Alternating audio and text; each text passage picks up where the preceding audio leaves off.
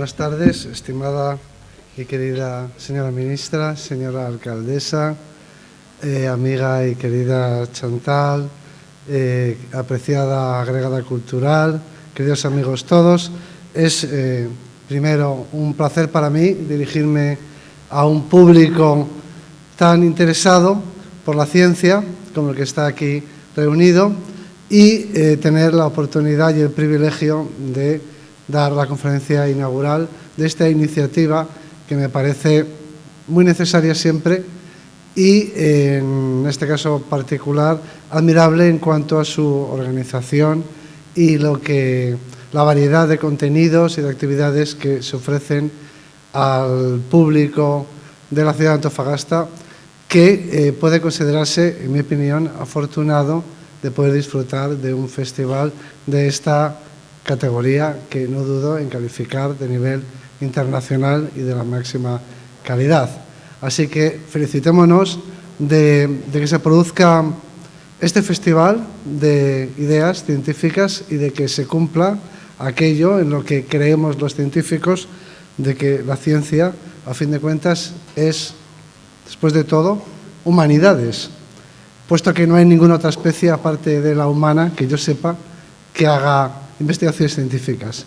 Por lo tanto, esta es una actividad muy humana y que entra de lleno en el campo de la cultura y de las humanidades. Dicho esto, me han pedido que haga un repaso de la evolución humana para responder a la pregunta de cómo hemos llegado hasta aquí. Otra muy buena pregunta, pero que no me toca a mí contestar hoy, es la de cómo se sale de aquí. Ese es, por cierto, el título de un libro muy interesante sobre el parto. Pero me toca a mí recorrer o desandar el largo camino de la evolución. La primera imagen que me viene a la cabeza y que aparece en esta conferencia es una imagen inevitablemente del planeta Tierra, con el que tenemos una relación conflictiva.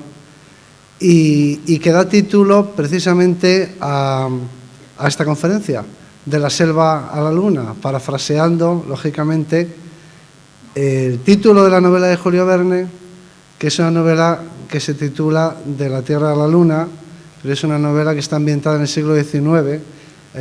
Hasta llegar al siglo XIX habían pasado muchas cosas. De manera que si retrocedemos un poco en el tiempo, ya el título no puede ser De la Tierra a la Luna, sino desde la selva donde empezó esta historia, donde todo empezó, con unos orígenes muy humildes, en un bosque tropical, en unos momentos y circunstancias en las que nada hacía presagiar que algún día viajaríamos a la Luna. O como decía Charles Darwin en el párrafo final de su libro tan importante, fundamental, El origen de las especies, el último párrafo del libro dice, traduciéndolo libremente, algo así como desde un comienzo, desde un principio tan simple, tan sencillo, tan humilde, innumerables formas de vida, las más maravillosas y las más bellas, han evolucionado y lo siguen haciendo. De manera que vamos a recorrer ese camino que empieza muy humildemente en la selva africana hace 6 o 7 millones de años.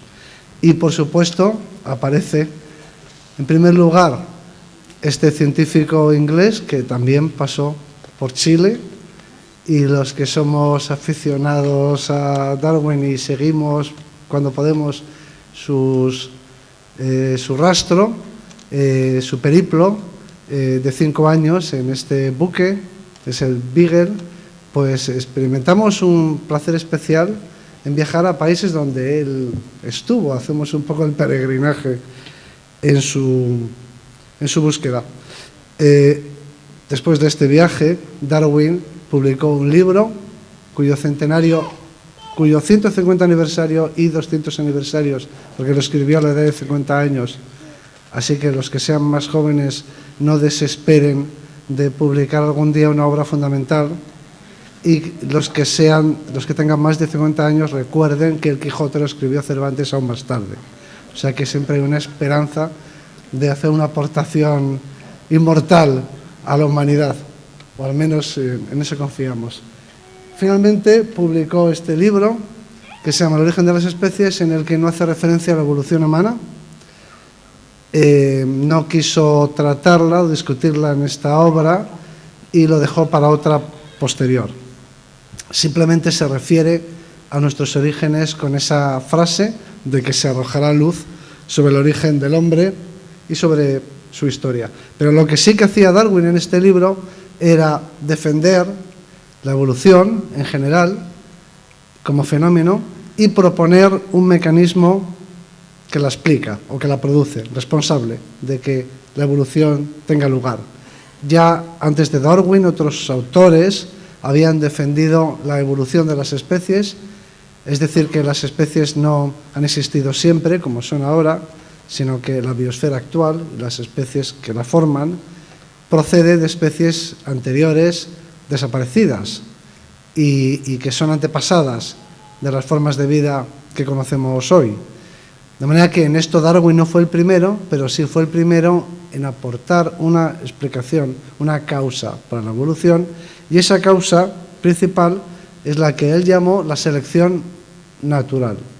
Y esto es importante porque a la hora de entender, no simplemente de describir o de relatar cómo se ha producido la evolución humana, sino a la hora de entender cuál ha sido su causa y cuáles han sido los mecanismos de nuestra propia evolución que explican nuestras características, pues hay que referirse a la selección natural de Charles Darwin.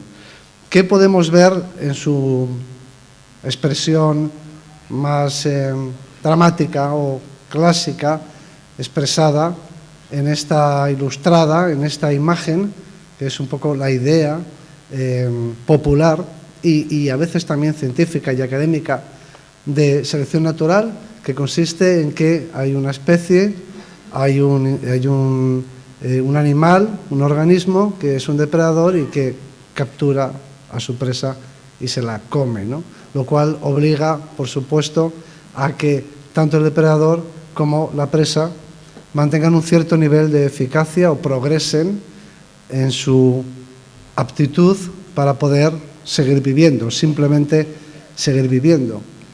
De forma que en la naturaleza no hay premios. Esto puede ser quizá un pensamiento consolador. A veces cuando nos desesperamos de que no se reconocen nuestros méritos, yo suelo decir que el premio es estar vivo. La cebra que consigue escapar al ataque del león no le ponen una medalla, simplemente sigue viva, ¿no? Entonces, en la naturaleza se produce esta competencia entre individuos de la misma especie y entre individuos de diferentes especies. Y esta es la foto un poco que resume la idea tradicional de evolución humana, los depredadores y las presas. Pero si nos fijamos un poco más, veremos que efectivamente este león se está comiendo a una cebra. Yo presencié esta escena de caza, esta foto la tomé yo, después de haber visto cómo el león cazaba a la cebra que parecía normal y corría bastante, pero se ve que no lo suficiente. Y si nos fijamos un poco más en el león, si nos acercásemos a la imagen del león, veremos que al león también se lo están comiendo las garrapatas. El león está lleno de parásitos externos y finalmente, cuando se debilite, esos parásitos se lo comerán a él. Es decir, que la idea tradicional es que todo el mundo se come a todo el mundo en la naturaleza, y en eso consiste la selección natural. Bueno, es un poco también la idea popular que tenemos de la evolución humana, porque la evolución humana se suele siempre expresar en términos de cazadores y presas. Cazadores que son los que, con grave riesgo de sus vidas, siempre varones, por cierto, la iconografía de la prehistoria ha sido tradicionalmente muy machista, y el protagonismo de nuestro éxito evolutivo siempre se le otorgaba a los arriesgados cazadores que aportaban a la tribu, a las mujeres y a los niños y a los ancianos la comida que precisaba el grupo. Y por lo tanto se plantea la evolución humana también en términos agonísticos, en términos de lucha entre especies. la nuestra contra las otras especies, depredadores o competidores como los osos o presas como los rinocerontes. A lo largo de la evolución humana nosotros habríamos sobrevivido porque los cazadores varones resultaron ser inteligentes, por ejemplo, o valientes, y fueron capaces de mantener a sus familias con vida. Bien, esta es una idea de la prehistoria que aprovecho para decir, porque no tendré tiempo a desarrollar este tema, que no coincide con la realidad. La escena tradicional del cazador que llega a la tribu, que llega al campamento con la presa que ha capturado al hombro, después de haber competido y quizá vencido a otro depredador que pretendía hacerse con esas calorías, con esa carne, y en ese campamento le reciben aclamándolo, llenos de alegría porque por fin van a poder saciar su sed las mujeres y los niños. Esa escena que se produjo sin duda en muchas ocasiones, en los más de los casos, más bien se representaba como la llegada de un grupo de hambrientos cazadores después de haber fracasado en su partida de caza, que llegan al campamento con la esperanza de que las mujeres y los niños hayan recolectado suficientes vegetales y pequeños mamíferos para saciar su hambre. Pero en todo caso, la idea popular de la evolución, y eso tiene mucho más que ver con lo que quiero contar hoy, la idea popular de la evolución humana es una idea muy darwinista, en el sentido de la evolución como lucha, o la supervivencia como lucha. Y aquí tenemos otra escena de esas características. Es un caso de lucha entre especies. Bien, pero si retrocedemos en el tiempo y nos situamos en los albores de la evolución humana, nos encontramos con nuestros primeros antepasados. Nuestros primeros antepasados eran habitantes de la selva húmeda, de la selva africana, y aquí tenemos un par de especies, no voy a detenerme en todas ellas, una de 4,4 millones de años, el de Pithecus ramidus, y otra, el primero de los australopitecos. Los australopitecos son los primeros homínidos que conocemos realmente bien, que tenemos suficiente representación fósil como para saber cómo eran, y el primero de los australopitecos es Australopithecus enamensis, que vivió hace 4,2 millones de años en la selva africana y en ese medio forestal. En esa época todavía no éramos cazadores, si se quiere decir así, aunque es cierto que los chimpancés, a veces, los chimpancés machos, a veces organizan en algunos grupos pequeñas partidas de caza y son capaces de capturar alguna presa y la, consumen, pero las presas no son una parte sustancial de su alimentación. Así que no podemos considerar a los chimpancés como depredadores y tampoco podemos, por lo tanto, pensar que los primeros homínidos lo fueran. La idea tradicional pero ya antigua y hace tiempo abandonada, de que fue la caza lo que desde el primer momento nos hizo distintos, es decir, que nosotros nos convertimos en una especie inteligente porque empezamos desde el principio a consumir, a capturar animales y consumirlos, no es cierta. Los primeros homínidos no eran cazadores. Aquí tenemos además una comparación en la que se muestra que ni siquiera teníamos grandes colmillos, grandes caninos. Aquí se comparan los machos de los gorilas y del orangután junto con el macho de un australopiteco, y unas imágenes, unas fotografías de mandíbulas y de maxilares de australopitecos, donde podemos ver que estos antepasados nuestros no tenían grandes colmillos, no tenían grandes caninos. Por lo tanto, sin duda no eran grandes cazadores, o no eran apenas cazadores. De ser algo, serían en esa época más bien presa. Este fósil que aparece aquí es el primero de los australopitecos, es el fósil que se encontró en el año 1924 en Sudáfrica, que recibió el nombre Australopithecus africanus. Es el nombre que se le puso al primero de estos homínidos tempranos encontrados en África. En particular, este fósil corresponde o representa un individuo muy joven, de unos 3 años, que lo sabemos por los dientes, que son de leche, y está empezando a salir la primera muela definitiva. Por eso sabemos que murió en el momento o en la época del destete, hacia los 3 años, cuando en los chimpancés se produce el destete. Y esta es una edad crítica en todos los mamíferos. El destete supone una pérdida de una fuente de alimento para empezar, y también de defensas que le proporciona la madre, y un cambio de alimentación, y además también normalmente la madre está gestando nuevamente o ha tenido una nueva cría, y en consecuencia se pierde también contacto físico, protección, y esa es una época en la que se produce, desnutrición en muchos casos. Es un momento crítico de gran estrés para los individuos. Y posiblemente esta cría de Australopithecus fue capturada por un águila, como se muestra en esta ilustración.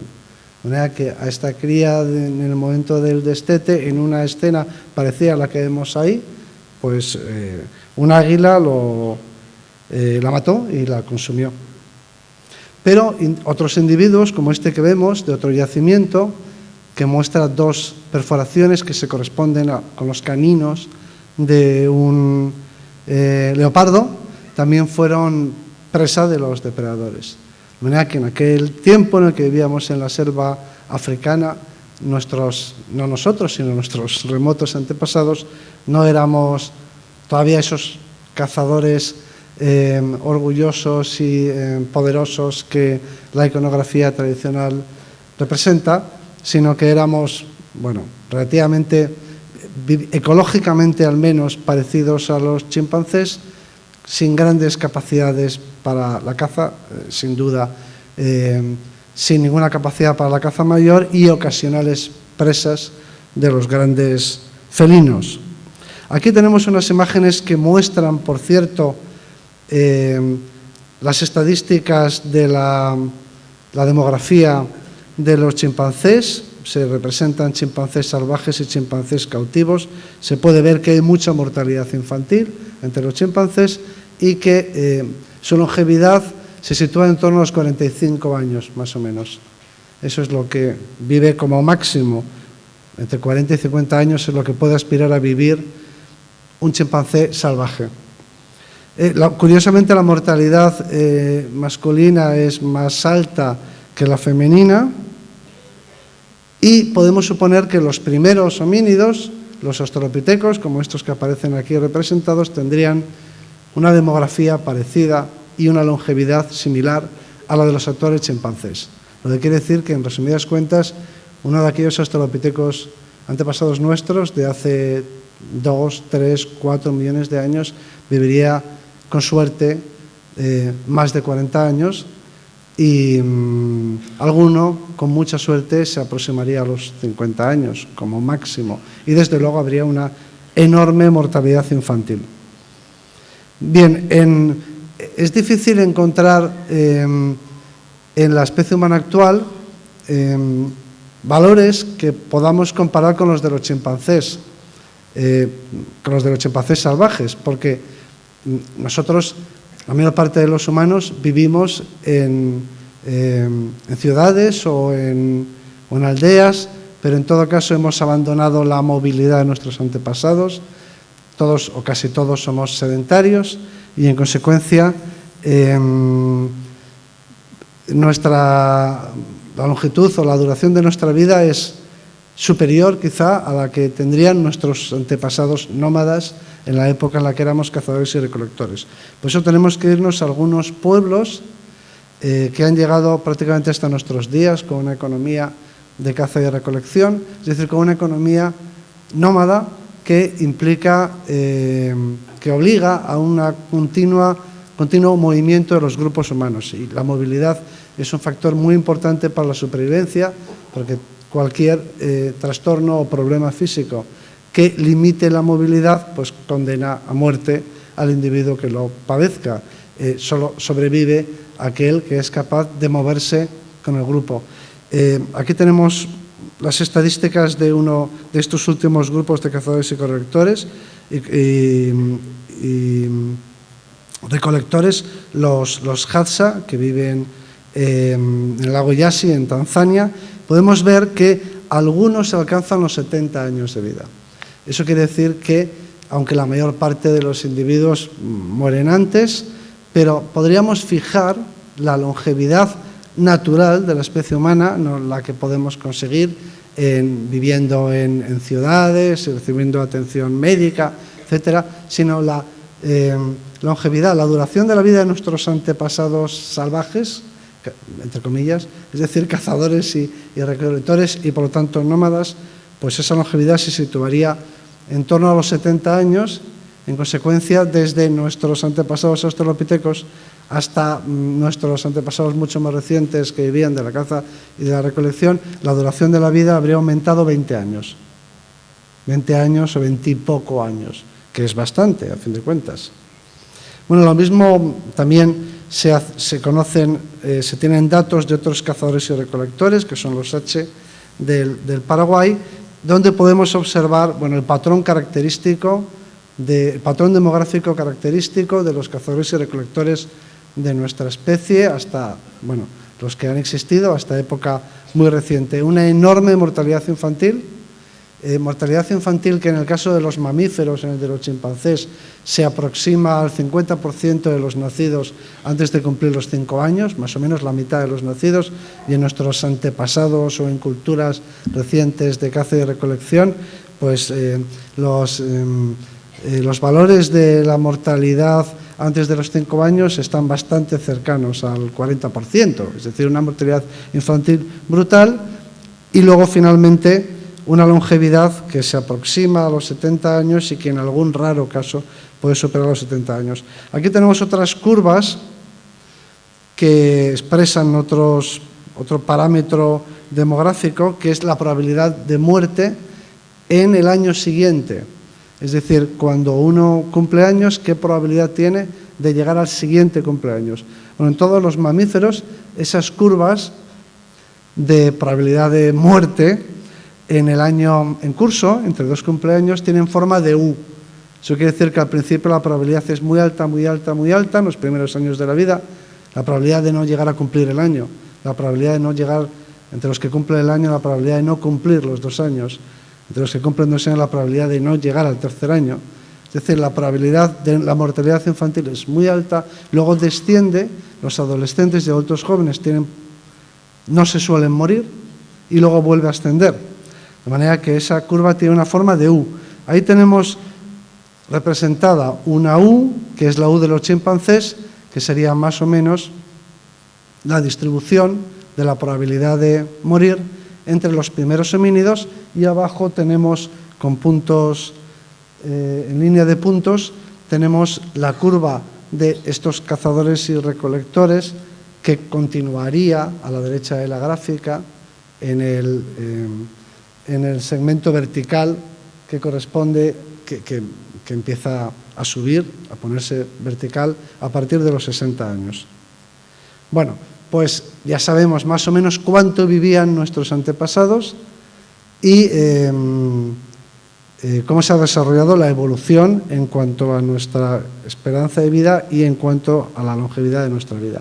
Pero volvamos ahora a nuestros antepasados africanos en un momento trascendental de la evolución humana, que es el de la aparición de la primera tecnología de piedra. En algún momento determinado, nuestros antepasados, todavía australopitecos, fueron capaces de apreciar que un simple filo, un borde cortante de una piedra, abría las puertas a un recurso animal que hasta entonces les estaba vedado, que son las proteínas y grasas animales. Para poder acceder a la carne y a las grasas de los animales, solamente es necesario disponer de un borde cortante que no existe en nuestra anatomía, que no nos proporciona nuestra biología y que por lo tanto tiene que ser producido artificialmente. En realidad no es difícil, una vez que se entiende este concepto, basta con golpear una piedra contra otra, compartir una piedra y producir de ese modo un borde cortante que sirve para consumir recursos animales. Y eso fue lo que hicieron hace unos entre 2,5 millones de años y 3 millones de años, unos antepasados nuestros todavía africanos y aún australopitecos. Bien, eso abrió esta innovación o este descubrimiento, se podría decir así, nos abrió, amplió nuestro nicho ecológico, amplió enormemente los recursos comestibles, amplió nuestra dieta, el espectro de nuestra dieta y hizo posible que sobreviviéramos, simplemente. Y eso, además, hizo posible que nos extendiéramos fuera de nuestra patria original africana, porque este recurso es prácticamente universal. Hay animales en todas partes. Y eso es lo que nos lleva fuera de África. En un momento determinado, gracias a esa adaptación tecnológica que nos abrió, que amplió nuestro nicho ecológico, permitiendo incorporar a él recursos que nuestros antepasados no consumían, a los que no podían acceder. Eso hizo posible que saliéramos de nuestra cuna africana y que nos extendiéramos por ecosistemas y regiones donde nunca habíamos vivido, porque antes no podíamos vivir. Y así fue como llegamos hasta las puertas de Europa. Estos que aparecen aquí, reconstruidos, son unos antepasados nuestros de hace 1,8 millones de años que se han encontrado en el Cáucaso. Y aquí son en Georgia, en el Cáucaso. Y aquí aparecen sus cráneos.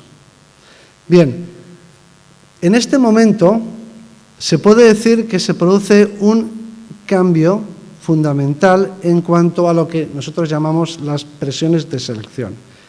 La selección natural se ejerce sobre los individuos por medio de presiones de selección, de manera que determinados individuos son favorecidos o por lo menos sobreviven y otros pues desaparecen, no sobreviven.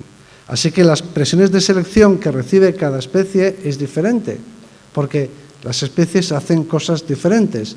Las especies ocupan diferentes lugares o nichos en las redes ecológicas, en las redes tróficas. Así que las presiones de selección que recibe un delfín son diferentes de las presiones de selección que recibe un cangrejo, por ejemplo.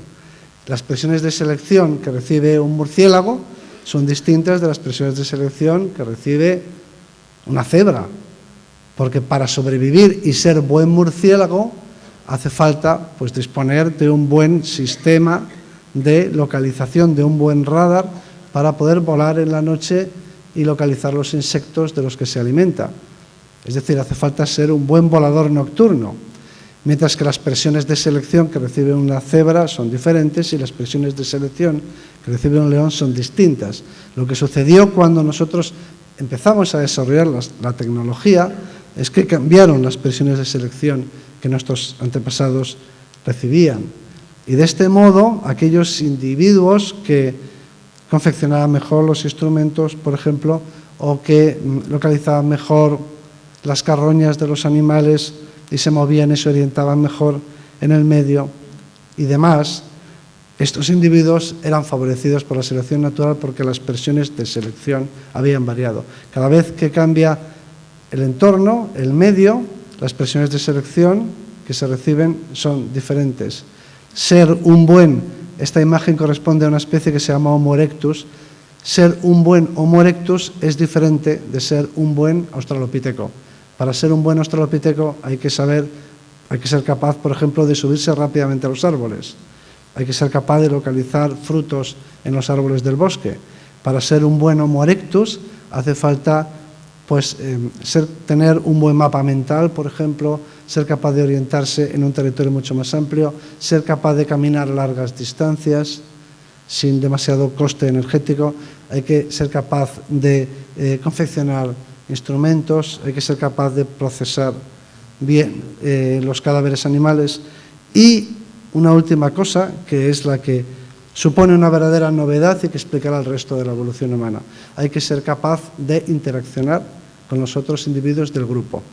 El resultado es el que se ve en esta imagen: aumenta el cerebro, se reduce el tipo digestivo y cambian las presiones de selección, porque pasamos a convertirnos en una especie cuya existencia como especie ya no se ve en peligro por los demás animales. Así que las fuerzas hostiles de la naturaleza, en los términos en los que se expresaban Darwin y los darwinistas, ya no son un peligro real que pueda amenazar con la extinción de la especie a la que pertenecían nuestros antepasados. Es evidente que tendrían dificultades y que habría mortalidad y que en ocasiones no serían capaces de capturar a sus presas. Es también seguro que competían con otros depredadores que podían ser un problema para determinados individuos o determinadas circunstancias, pero lo que quiero decir es que hay un momento en la evolución humana en el que las otras especies no son el factor crítico, no son la presión de selección fundamental, no es lo que hace impulsar la evolución. La competencia, en los términos darwinistas clásicos, entre especies no es lo importante. Se establece un nuevo tipo de competencia. La competencia se produce dentro del grupo, entre los individuos del mismo grupo y entre los grupos. Es decir, se ha conseguido el dominio ecológico en el sentido de que ninguna otra especie y ni siquiera el clima o los factores ambientales son verdaderamente cruciales para la supervivencia de la especie, no son críticos, y las otras especies tampoco lo son. Eso hace que le sea posible a nuestros antepasados extenderse por todo el planeta, independientemente del tipo de ecosistemas que se encuentren ni de los climas con los que se encuentre, porque la naturaleza, para entendernos, ya no es el problema.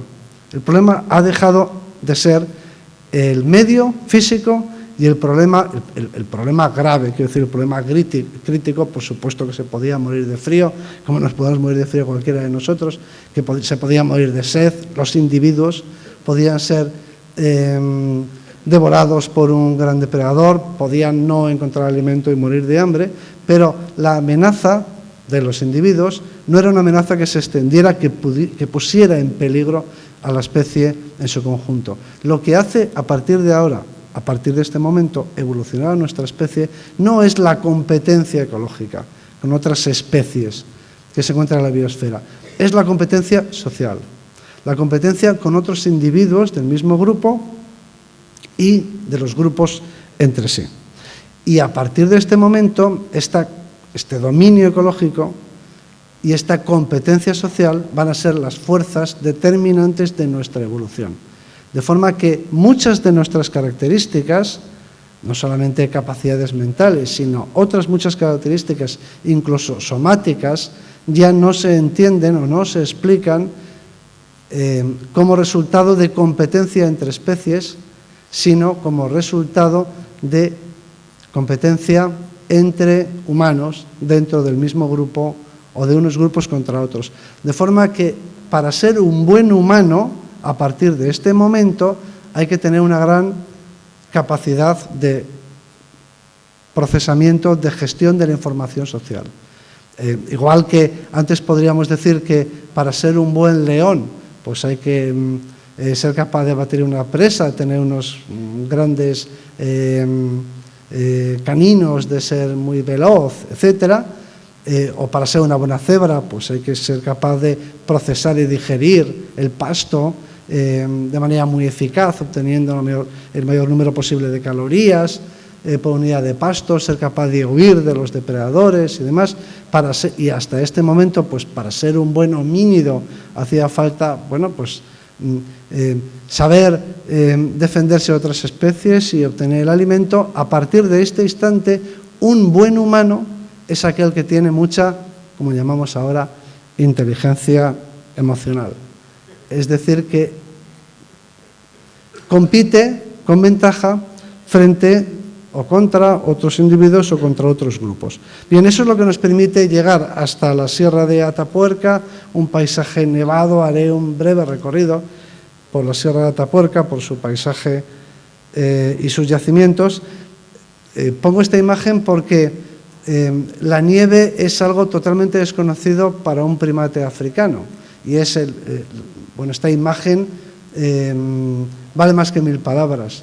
Y expresa por sí misma lo que supone de sorprendente nuestra evolución, de cambio absoluto ecológico, de paso de un ecosistema tropical y forestal a un medio como puede ser el desierto de Atacama, por ejemplo, pero antes la Europa fría y nevada. Aquí, en una serie de yacimientos, hemos encontrado diversos fósiles, a los que pasaré rápida revista.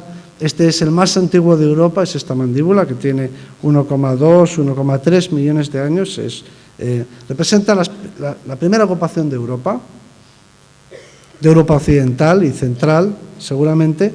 Y ahora nos trasladamos a otro yacimiento. La Sierra de Atapuerca es un complejo de yacimientos, y ahora nos vamos a trasladar a otro yacimiento que se llama La Grandolina, dentro del complejo de yacimientos de Atapuerca, donde se han encontrado restos de por lo menos 11 individuos diferentes, y se esperan encontrar muchos más. Este es un gran yacimiento de fósiles que tienen cerca de 900.000 años, es decir, no están muy lejos del 1.000.000 de años. Es importante la cifra porque hace relativamente poco tiempo se pensaba todavía que el poblamiento de Europa se había producido hace 500.000 de años, y aquí en Atapuerca hemos podido demostrar que el poblamiento de Europa tiene más de 1.000.000 de años.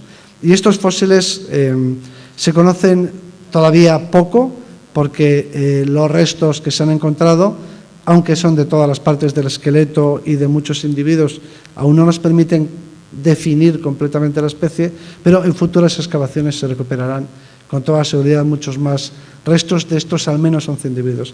Quiero llamar vuestra atención sobre el hecho de que los restos, primero, se encuentran, como he dicho, huesos de muchos individuos, de todas las partes del esqueleto. Ahí vemos costillas, vértebras, mandíbulas y demás, y en general están rotos. Los huesos están todos fracturados. Bueno, podríamos preguntarnos cómo se acumularon allí los restos de al menos 11 individuos y por qué están rotos. Una explicación darwinista clásica sería que fueron capturados por un depredador. El gran depredador de los ecosistemas europeos de la época era el homoterio, por cierto, que es un tipo de félido que ha vivido aquí en América del Sur hasta hace relativamente poco tiempo, pero en esa época en Europa era el gran depredador, el superdepredador. Podríamos entonces pensar que este depredador fue el que cazó a aquellos 11 al menos humanos y los acumuló. Pero el estudio de los restos humanos nos indica que no fue ese el caso. No fueron víctimas de otros depredadores animales, sino que fueron muertos y después consumidos por otros humanos. De manera que estamos obviamente ante un caso de competencia social. Cuando decía antes que en un momento determinado de nuestra evolución, la presión de selección vienen de los otros miembros de nuestra misma especie, es decir, que competimos sobre todo con los miembros de nuestra propia especie, de otros grupos, e incluso competimos y cooperamos de otros grupos, incluso de nuestro propio grupo, y esta es la mejor imagen para expresar este tipo nuevo de selección natural que ha finalmente configurado nuestra especie. Aquí tenemos las características de nuestra especie, una imagen de la evolución humana y del lugar que ocupan los yacimientos de la Sierra de Atapuerca. Y ahora vamos a avanzar en el tiempo y nos situamos hace 400.000 años, 500.000 de años si queréis. Ya no hay homoterios en la Sierra de Atapuerca. La especie, el gran depredador ha sido sustituido por otro. Ese otro es el león. Aquí aparece una imagen de un león africano, pero sabemos por las pinturas muy posteriores de las cavernas, que los leones de esta época eran leones sin melena. De todas formas, los leones eran los reyes de los ecosistemas de Atapuerca. Los mayores depredadores son aquellos que son de gran tamaño y además sociales. Un depredador grande, pero solitario, es peligroso hasta cierto punto. Un depredador social pequeño, bueno, pues también entraña su peligro, pero más o menos se puede combatir. Ahora, un depredador grande y que además caza en grupo es verdaderamente peligroso. Eso es lo que sucede con los leones y con nuestra especie. Somos unos depredadores, eran ya entonces unos depredadores de buen tamaño, de 80 kilos, y encima cazaban en grupo, es decir, que estaban muy bien organizados. Por lo tanto, los leones y los humanos eran las dos especies que ocupaban el puesto más alto, la cúspide, en la pirámide ecológica de los ecosistemas europeos del momento. Tenemos que descender a una sima, que se llama la Sima de los Huesos, para encontrarnos con la mayor colección de fósiles humanos de la historia. Son fósiles muy completos, de 29 individuos, una treintena de individuos que se encuentran ahí al fondo de la sima. Aquí aparecen reconstruidos, científicamente reconstruidos, por lo menos con rigor en lo que se refiere a su anatomía, a su aspecto físico. Entre otros restos, pues se encuentra este cráneo, que es el cráneo más completo que se ha encontrado nunca en el registro fósil. Es decir, que este yacimiento en particular y la Sierra de Atapuerca en general contiene pues la mayor acumulación de fósiles humanos que se ha registrado nunca, ¿no? Y eso es lo que la convierte en un lugar tan importante para la evolución humana. Entre estos individuos que vamos conociendo personalmente, estos 29, conforme se van reconstruyendo, vamos conociendo más y más cosas de su biografía, casi. Podríamos decir que no sabemos su historia. Entre estos individuos se encuentra uno, que es este que veis aquí, que corresponde a una niña seguramente de unos 9 años aproximadamente, que es un cráneo deforme. Y es un cráneo deforme porque en torno al momento del parto, quizá algo antes, quizá algo después, sufrió un trastorno del desarrollo que consiste en que se le soldó una de las suturas del cráneo, la sutura occipital izquierda, y eso hizo que a partir de ese momento el crecimiento fuera asimétrico y se desarrollase de manera, bueno, pues deforme el cerebro. Este tipo de procesos pues afecta, por supuesto, al desarrollo del cerebro, incluso al aspecto físico, que tendría un aspecto pues atípico, y también puede producir trastornos del comportamiento, es decir, es una enfermedad muy seria. Hoy en día no se da, no se encuentra porque se trata clínicamente y no se desarrolla la enfermedad y conocemos poco cuál sería el cuadro clínico, pero en todo caso es un tipo de enfermedad que es sorprendente que haya permitido que hace 400 y pico mil años un individuo sobreviviera más o menos hasta los 9 o los 10 años. Con lo cual podemos empezar a pensar, esto es un indicio, no es una prueba definitiva, de que quizá en esta población hubiera un grado de cooperación y de solidaridad superior al de especies anteriores. Es decir, que individuos con estos problemas no habrían sobrevivido en un grupo de australopitecos, podemos imaginarnos. O sea que se habría producido un cierto progreso social o un aumento de la complejidad social. Antes lo he puesto en términos negativos de competencia social, pero se puede poner en positivo en términos de cooperación social. Las dos cosas son compatibles. De aquí se saca una lección que puede ser útil incluso para la política. Esto se la ofrezco por si resulta de interés este consejo. Esta capacidad que se va desarrollando con el tiempo de gestionar, de procesar información social, que nosotros tenemos desarrolladísima en un altísimo grado, es decir, nos pasamos la vida intentando saber qué piensa el otro. Esto es lo que nos permite tener lo que se llama una teoría de la mente, es decir, que tenemos la capacidad de, o al menos intentamos leer la mente de los demás, saber qué están pensando, a través de su conducta, a través de sus palabras, a través de su lenguaje corporal. Nos pasamos la vida intentando descifrar la mente del otro, ¿no? Esta capacidad, este tipo de inteligencia se ha llamado a veces, se ha venido a llamar inteligencia maquiavélica, porque sirve para, en otras palabras, para manipular la mente de los demás. O sea que si somos capaces de averiguar lo que los demás están pensando, yo puedo modificar mi conducta para que cambien su estado de ánimo, o cambien su estado mental, o cambien lo que están pensando. Es decir, para suscitar, por ejemplo, adhesión, si quiero ser un líder y quiero que me sigan. O para anticiparme, si puedo leer su mente, anticiparme a un problema o a una agresión. O sea que es esencial leer la mente de los demás para sobrevivir en un entorno social competitivo. Esto se ha llamado a veces inteligencia maquiavélica, porque una vez que sabe lo que piensan los demás, pues uno puede intentar cambiar lo que los demás piensan en favor de uno. No necesariamente, también puede ser en favor de una causa o de un propósito de lo más noble.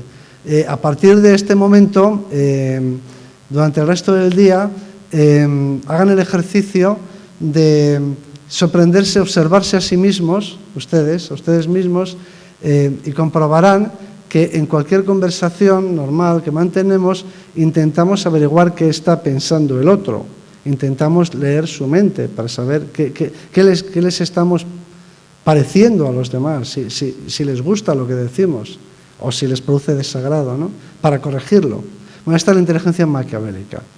Entonces, a veces esto de la competencia social se pone en unos términos que parece que nuestra evolución sí está regida por este tipo de presión de selección, habría producido con el tiempo y a lo largo de sucesivas generaciones cada vez peores personas, ¿no?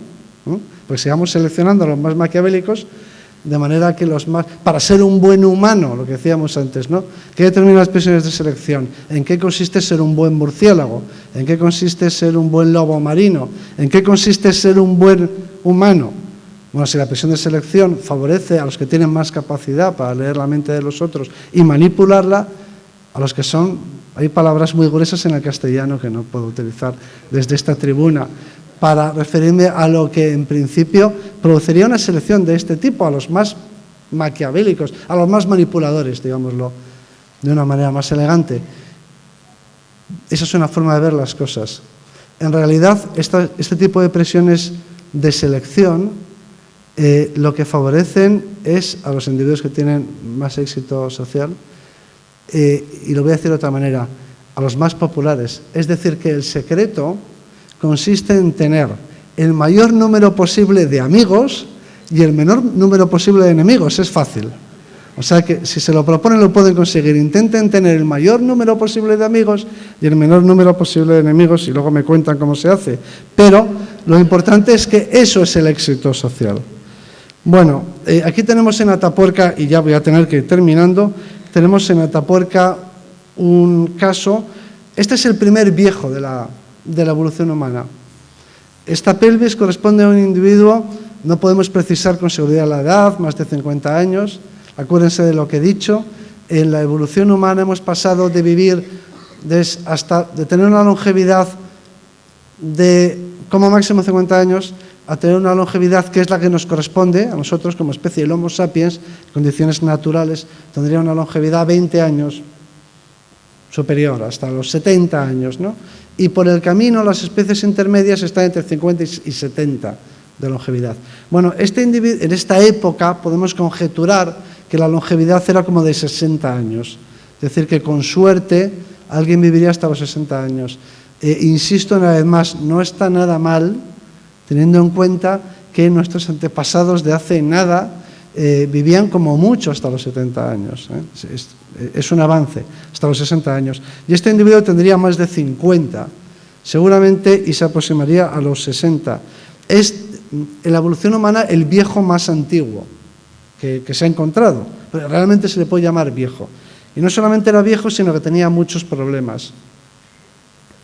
Tenía muchos problemas de movilidad y en la columna vertebral y demás. Es decir que Seguramente tenía graves problemas para desplazarse y desde luego no era un cazador, y más bien sería una persona que tendría trabajo para seguir al grupo y sin embargo sobrevivió hasta esa edad. Podemos intuir aquí que ya había empezado la complejidad social, no había avanzado la complejidad social, de modo que, bueno, pues se producían, había cooperación y se recibían cuidados. Es decir, que el grupo cuidaba a sus individuos más débiles, en contra de la teoría clásica de Darwin, ¿no?, de que el débil es eliminado. Pues en nuestra evolución no ocurre así, sino que lo que importa es más bien el grupo y el grupo favorece al débil si eso beneficia al grupo. Bien, en la evolución humana hay un aumento del cerebro, pero como también hay un aumento del tamaño del cuerpo, es difícil establecer el aumento de la inteligencia. Aquí utilizamos un parámetro que ahí pone coeficiente de encefalización, pero está mal, es cociente de encefalización. Lo que quiere decir este gráfico es que hay muy poco progreso en cuanto a la encefalización durante los primeros millones de años, y hace más o menos 500.000 años, en torno al medio millón de años, se produce una aceleración. Y a partir de ese momento se dispara la encefalización y termina produciendo las dos especies más inteligentes o más encefalizadas de la historia de la biosfera, que somos los neandertales y nosotros. Bueno, pues estamos en ese medio millón de años. Pero antes he dicho que en la sima de los huesos hay una treintena de individuos. La pregunta es, ¿qué los puso allí? ¿Quién los puso allí? Bueno, serían los depredadores, como en el caso que hemos visto antes, del yacimiento de la Gran Dolina, en el que unos humanos capturaron o mataron a otros y se los comieron. La razón por la que se encuentran tantos huesos humanos, la sima de los huesos, es porque un depredador, como por ejemplo este oso, en el yacimiento de la sima de los huesos hay leones, pero hay muchos osos. Entonces cabría pensar que fueron los osos los que se comieron a los humanos y los arrojaron ahí, o fueron otros humanos los que se comieron a los humanos y los arrojaron ahí.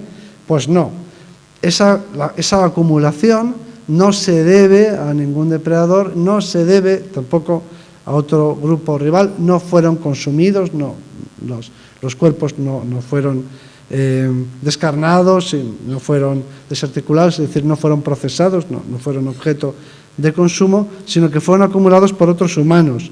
Junto con los cuerpos humanos se encuentra un hacha de mano que tenemos aquí, que podría ser un objeto simbólico. Sobre esto hay mucha discusión. Pero a lo que quiero yo referirme es que aquí, en la sima de los huesos, estamos viendo otro aspecto de esta competencia social que produce efectos, si se quiere, positivos en las personas, ¿no? Porque favorece también la cooperación y la solidaridad. No solamente la competencia, o la agresión, sino también la solidaridad, es lo que nos hace humanos, esa mezcla de esas dos cosas. Y pasamos en este recorrido por la evolución humana hasta los neandertales. Los neandertales que, bueno, así es como eran, pero podemos imaginárnoslos también vestidos a la europea. Y es posible que tuvieran este aspecto, pero no es eso lo que nos interesa, que se vistieran, porque sabemos que se vestían, vivían en unos climas fríos y sin duda se vestían. Lo que nos sorprende, nos podría sorprender en esta reconstrucción, es lo que vamos a ver a continuación. Al mismo tiempo que aparecen los neandertales, aparece nuestra especie en África, la famosa Eva mitocondrial, y esto podría ser, es ficticio, pero podría ser un encuentro entre neandertales y humanos de nuestra especie Homo sapiens en Europa. Nuestra especie se originó en África, salió de África, se extendió por Eurasia. En primer lugar, en Eurasia estaban los neandertales. Se pudieron producir encuentros como este que se ve aquí. Encuentros más amables, no necesariamente agresivos. Aquí vemos un grupo de neandertales en primer plano y en segundo plano están los cromañones, el Homo sapiens, nuestros antepasados, que están intercambiando presentes con los neandertales. La escena pudo haber sido así. Lo que importa es que los Homo sapiens, los cromañones, llevan objetos de adorno, llevan objetos simbólicos, y los neandertales no. Bien, los objetos de adorno son consustanciales con nuestra especie, llamados objetos de adorno. En realidad no están ahí para adornar, están ahí, son una forma de lenguaje, están codificados y envían mensajes a los demás, significan cosas, se ponen por algo, tiene significado. Por lo tanto, es lenguaje. Los objetos significan, quieren decir. En castellano decimos, ¿qué quiere decir esto? Pues aplicado al caso de los objetos de adorno, son objetos, lo que nos ponemos encima, que quieren decir cosas. No solamente sirven para abrigarse, no solamente tienen una utilidad práctica, una funcionalidad, sino que nos ponemos todo, en realidad todo lo que nos ponemos. Todos los objetos con los que nos envolvemos, todos tienen en parte un propósito utilitario, pero sobre todo, casi más que su utilidad práctica, es su significado. Casi prácticamente todo lo que nos ponemos quiere decir algo. Estamos enviando algún tipo de mensaje a los demás con aquello que incorporamos, es decir, que hacemos parte de nuestro cuerpo. Duplicamos nuestro cuerpo con objetos y esos objetos están cifrados y envían mensajes que solo pueden entender los miembros de la comunidad a la que uno pertenece, porque esos mensajes, esos símbolos han sido elaborados por la comunidad y solamente los entiende la comunidad. Bien, todo eso es muy específico de nuestra especie, que es la única que practica el arte, como se puede ver, y eso es una manifestación de este proceso de competencia social. Una vez que se alcanza el dominio ecológico y viene la competencia social y viene el desarrollo de las capacidades sociales y la inteligencia social y emocional, que termina produciendo los símbolos, el lenguaje y el arte, finalmente. Bueno, esta es una escena de la prehistoria. Escenas parecidas se han producido hasta nuestros días, han llegado hasta nuestros días. Estos son los Hadza, a los que me he referido antes, quizá los últimos cazadores y recolectores, que aunque van vestidos de otra forma, llevan un estilo de vida que nos recuerda al de nuestros antepasados, como este grupo de mujeres Hadza. En un momento determinado, ya para terminar, nuestro dominio ecológico se exagera. Estas son mujeres Hadza desenterrando tubérculos, que es el elemento fundamental del grupo, es a lo que me refería antes con la escena. La verdadera historia de los cazadores es cuando llegan al campamento sin haber capturado ninguna presa y se encuentran a las mujeres que han recogido tubérculos para alimentarlos, no siempre, pero con mucha frecuencia. Además, este es un recurso mucho más regular y por supuesto, estratégico para el grupo, ¿no? Bien, este modelo de vida termina gracias a nuestro dominio ecológico, que se termina por convertir en una capacidad asombrosa y casi diría que inesperada de transformación de la naturaleza y de cambio planetario con la aparición de la agricultura y la ganadería, que representan mayor impacto de una especie en la historia quizá de la vida, ¿no? Nunca antes una única especie había cambiado tanto la biosfera como ocurrió en el momento en el que se empezó a producir el alimento a través de la agricultura y la ganadería. Esta es la expresión máxima y el punto culminante y tiene 11.000 o 12.000 años del dominio ecológico que ejercemos sobre el resto del planeta. Volviendo a la Sierra de Atapuerca, esa transformación del planeta pues es la que ha modificado los ecosistemas y las especies con la ganadería y finalmente ha alterado el planeta en su totalidad.